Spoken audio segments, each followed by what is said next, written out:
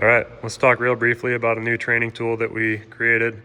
Got this idea from some instructors up at the March Mayhem Fire Conference in Boise, Idaho. I believe it was Fluger Fire Training, Priority Fire Training, and Ambassadors of the Craft that were using this prop.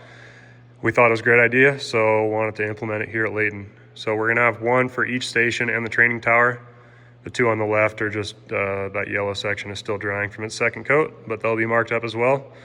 We're calling these the survival stick. So this is meant to be a visual indicator of the layers in a fire, so that when we're training on drags and carries for both civilian victims and firefighters, it gives us a greater awareness of where the zone of safety or where their best chance of survival is going to be and where we should be attempting to place their airway.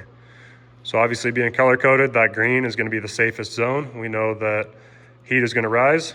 We know the thermal layering concept. So the lower we can keep that airway, the better. Yellow is going to be that intermediate zone. We want to get the airway as low as we possibly can, but anywhere from that 1 to 3 foot range is acceptable if necessary.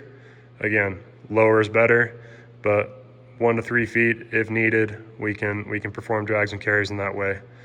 And then above 3 feet is going to be that danger zone that's marked by that red section. Obviously, the higher we place that airway, the greater risk we impose upon that patient due to thermal stress, as well as chemical stress from toxicity. So the traditional fireman's carry or the firefighter challenge type carry or the Rogers carry is going to put patients and victims at a greater risk. So whether it's a civilian or a firefighter with a mask issue, we want to get them as low as possible.